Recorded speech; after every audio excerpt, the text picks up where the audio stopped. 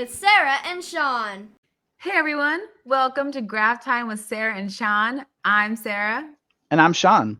Sara and I make animations, games, interactions, and we do it all using math in the Desmos graphing calculator. And today we wanted to share with you how we make some of the cool things using Desmos because one, it's really cool and fun. And two, you can try making some cool things too. And we would love for you to be able to do that. So, Sean, let's get started. Pull up desmos.com. That was so quick. Yeah, great. You were ready. Yeah, I was so ready. Okay. Before we crack into it, though, math sometimes can feel intimidating.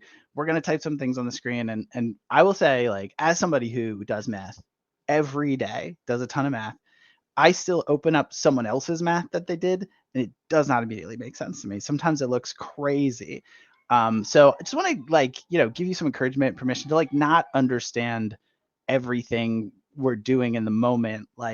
Pause it, go back, try it yourself, play around, just get some things in the calculator, try some different numbers, see what happens, and try not to get too hung up on what every single thing does. One of the things I've learned in dealing with so many graphs and looking at so many other people's graphs is that I don't really have to know how everything works to make a fun change or to make a change at all.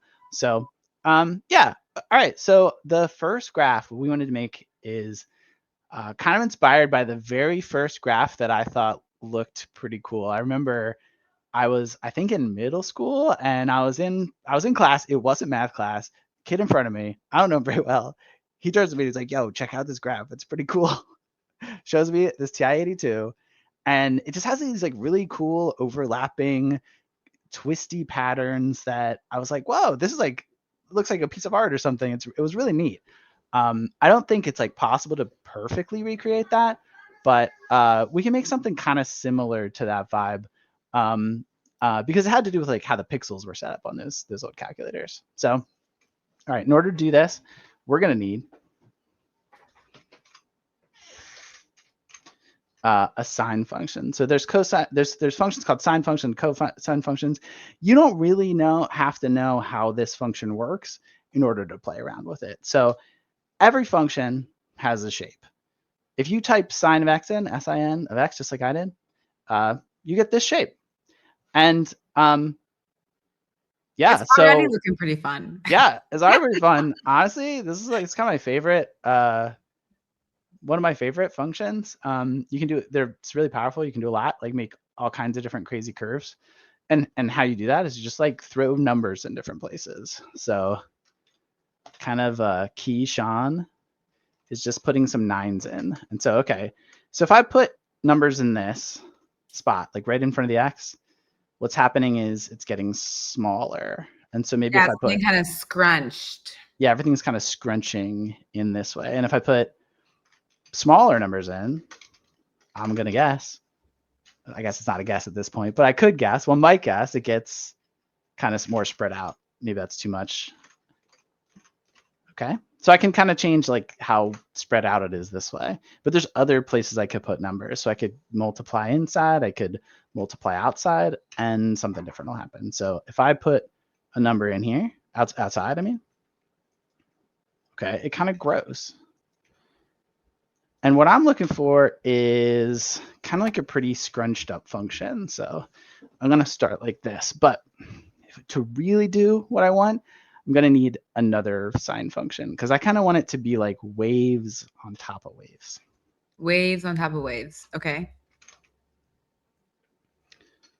So I'm going to need another sine function. And so, but I want them to kind of be merged into one. So I'm going to just try to add them together and see what happens. And that was pretty cool. Immediately cool. Oh, okay. Hold on. Let's kind of look at that again. So I have these two separate functions. I just add them together. It kind of makes sense what happens, right? So I've got this one that goes kind of up and down really fast. I've got this one that kind of curves slower. And I add them together. It just kind of does both of those things. It goes up and down slowly while going up and down pretty fast.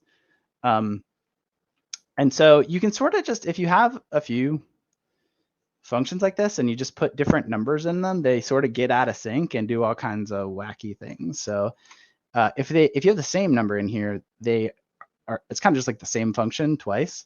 But if you spread them out, you can do pretty. That is fun. I like that one. Yeah. So I just kind of like, I could type in a bunch of 9s here. You kind of get sort of random things. But I want something a little more specific. So I want one of these to have a smaller effect and one of them to have a bigger effect. So I'm going to make one of them kind of pretty big and one of them kind of smaller, maybe too small. Cool. Okay, cool. I think this is looking pretty. Yeah, I like what I'm saying. Nice. All right, now I'm going to get rid of all of these. I'm going to go into the wrench menu. Yeah, so I'm going to get rid of the grid, the x-axis, the y-axis.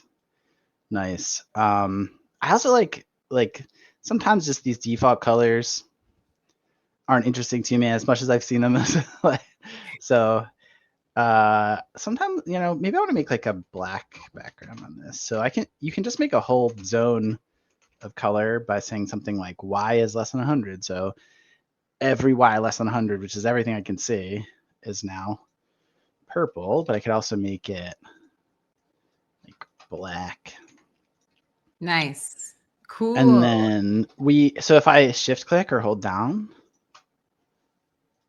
I can change these colors, but we can make custom colors. Yes. This was something that I had no idea about before I started really digging into the graphing calculator. It's so fun, custom colors. Love it. Yeah, there's a lot of like obvious features and there's a lot of non-obvious features. And this one you just have to like type, you just have to like know that it's there. So if you give something a name, I'll just call it color. And nothing special here. This is the name, but here we would type something like RGB, and RGB is kind of computer code for color. Red, green, blue. Yep. So if I make this like, these numbers go from 0 to 255, which we've discovered is a power. Almost, is it 255 or is it 256? Well, it's 255, but 0 is there too, right? So you're there's right. like, yeah. So assumedly because that's a power of 2 and computers use power of 2s for things is probably why. I love us explaining yeah, Sara and Sean's color theory. I think it's pretty right. Yeah, so this is the amount of red. So it's like a lot of red. And if I said, okay, a lot of red and a lot of green, well, in computers, that gives us yellow, or just a lot of, it's different than paint. So so that would be green, and then this would be blue, but RGB is not Sarah's choice of color palette. No, it's not. My favorite color palette is HSV, which is hue, saturation, and value. And hues are all the colors between 0 and 360. Which so this is going to be 3 numbers again. First number in between 0 and 360. And let's say I wanted teal. What color would that be? Just off the top of your head, Sarah. Oh my gosh, you'd think I'd know by now, but I'm going to guess 180. Is 180? That so wrong? We'll find out. We'll find out. But we need some more numbers. Okay, this is a fun game. 0 is between 0 and 1. I like a more saturated color, so let's go 0.8. Okay, so 1 is the most saturated, whatever that means. We'll play around with it in a minute to see. And the last one is just value, maybe. And I think that's like how bright it is. Yeah, 0.8. Sure, let's do that. Okay. Yeah, I've got bad news for whoever made this up. If that stands for value, all of these are values, so it doesn't feel like particularly helpful to call that value. But who am I to judge whoever that was? Okay, so we have a color. Our line is not that color yet. All we have to do is either shift click or like click and hold right here, and we can choose that color. Bam. Nice. Also nailed that teal. Good job. Thank you. By the end of soon enough, I'm gonna know every single color value or hue. You're getting there. You're getting there. Okay. So if we had picked a different hue, like 160 or 10 or 200, oh, that's 2000. Okay. So we would just get a different color. So this first number is kind of like the color as you'd think about it, at least how I think about it. Maybe not how you'd think about it, how I think about it anyway. We were at 180. This other value is the saturation. Let's see if we can figure out what it does. Okay, so if I make that like 0, it's like totally gray scale. And if I make it 0.5, it's kind of dull. And then if I make it 1, whoops, that's 0.1. If I make it 1, it's super bright. So I like 0.8. 0.8. So it's kind of like how gray it is almost, or like the opposite of that. Like, Yeah. you know? Yeah, low numbers are gray, high numbers are like the full color. And then this last one, see what this does. Make it 0. Okay, can't It's see it at fully 0. shadowed. Yeah. It is there actually, but it's just black. And fully 1 would be that. Halfway is this. Yeah, it's like if you're shining a light on it or not, or something, or Oh yeah. taking Oh, light that's away from it. yeah. I love how. Yeah, I love that way of thinking about it. That's great. Cool. Okay, I feel pretty good about this color, but I want to add some more fun stuff. So I don't know. What else could we do this, Sarah? Well, you could make it move. Yeah, that sounds fun. Yeah, awesome. So go to way to make something move, just to add or subtract something in with all of the x's. If you want to just shift it left or right. So I'm going to make a new variable. I'm just going to call it a. I'm going to subtract it from both x's. And we'll see that as I as I move that left and right, it's going to like shift our function around. That's really cool. Yeah, and it actually, because of exactly how I did it, it's not just moving it left and right, it's kind of doing the wave, but that's kind of better. I'm actually So really curious. Can you see what happens if you put that x minus a before, like in the parentheses, if the 9 was also multiplying it? yeah, this one. Yeah. Yeah, so if we subtract a directly, what happens is we just fully. Oh, that's way less fun. I kind of liked it the other way. Yeah, usually this is a thing you want to do more, which is like Yeah. just I want to take my graph, I want to move it left or right. So you just would subtract like directly from the axis, but accidentally I forgot to do that, and what a happy accident. It looks great. It looks kind of better. It's like doing the wave. Very fun. So I'm gonna leave it like that. So I often like to make my sliders go from 0 to 1, and then adjust my math outside of that. It just keeps it like really consistent for me. I don't have to like remember what my different variables are. It's like especially with animations, like they all go from 0 to 1. But that's like really not enough for this. It just moves a little bit. So I want it to move more. So so I happen to know that 2 pi is like special in a sine curve.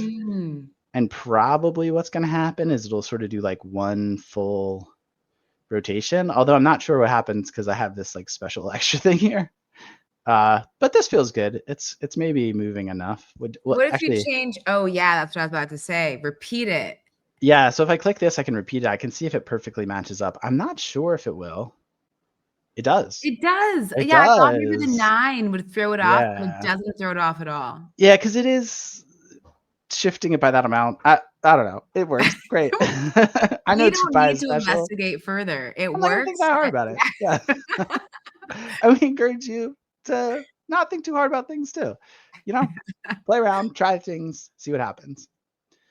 Okay, this is pretty cool, but I feel like I need like in my vision, even though it was only one sine curve, it kind of looked like there was multiple in there. So I'm gonna make a copy of this one so that we can play around with 2 different ones. And what happens if we just like move this one the other way? Whoa. That's not at all what I was expecting. That's not what I was expecting at all. And it's not my favorite either. Me either. I don't like it. It's Pause too it. much. Too much. Too much. Okay. What if you make it smaller? What if you shrink its amplitude? Like make Yeah. 5 something different, like a 3. Yeah, maybe like slow this down a little bit. Make this like a 3. Yeah.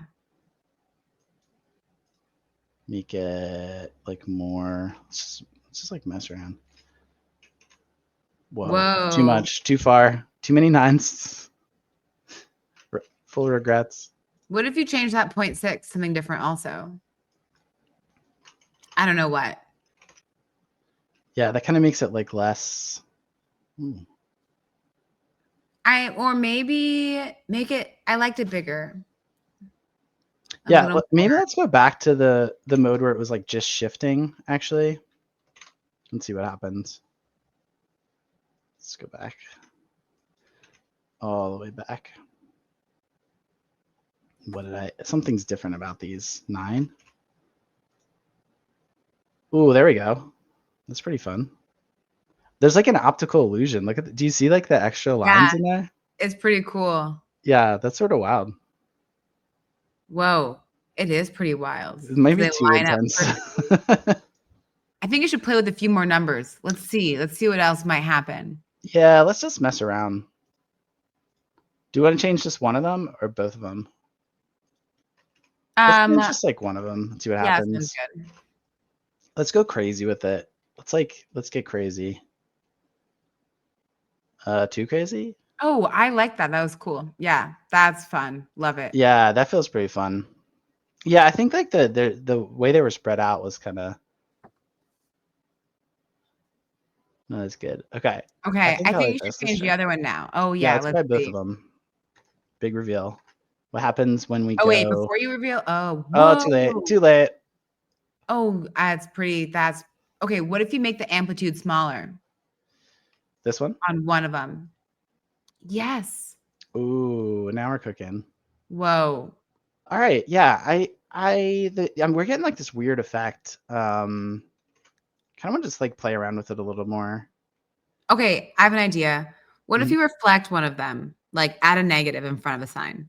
Ooh, okay. So And you're then saying maybe I it'll take be this and I flip this, both of them upside down? Oh, that's cool. That's pretty cool. I do like that. Whoa. Okay. Oh, you have to add the plus. They're moving in the same direction. Yeah, they're moving in the same direction, so it's just shifting. Okay. Make it a little faster. That's pretty fun. Yeah, that's awesome. All right, great suggestions. I wonder about making these lines like a little thinner. I'm also thinking instead of adding 2 pi to one of them, maybe you add like only pi to one of them or something. Yeah, so that's kind of like how fast they're moving. The one thing is, will it like skip ahead or teleport? Oh. Yeah, it does. Oh. So we could make one of them maybe like 4 pi so that it kind of repeats twice, but then slow it down or something like that. Mm-hmm. Let's see what happens.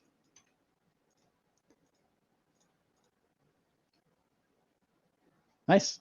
I think that's pretty fun. Yeah, that's pretty cool. Yeah, definitely. And like in between, this is definitely that vibe of that original graph. And I don't know, it kind of like has a special place in my heart because it's like the first graph that I looked at and I was like, whoa, this is like pretty cool. All right, well, thanks for joining us on our first episode. Want to give, before we end here, I want to give one big shout out to the Sweeney Kids for an amazing theme song. Sometimes I hire them to kind of make theme songs for things in my life, and they crush it. I really love it. Yeah, it really is very fun. I heard it and I was like, wow, I'm not surprised at all at how awesome this is because they are always just making bangers. I also want to we made this graph and we we went through a journey, and I want to just like really share that it's okay to not know 100% how something works. You watched me and Sean not know how everything worked, and we still ended up with something really cool. And I had fun just like playing around with the math. Yeah. So thanks for joining us. We're so glad you watched. We're excited to make more graphing content and to share more with you, and maybe for you to share some of your stuff with us. And we'll see you next time.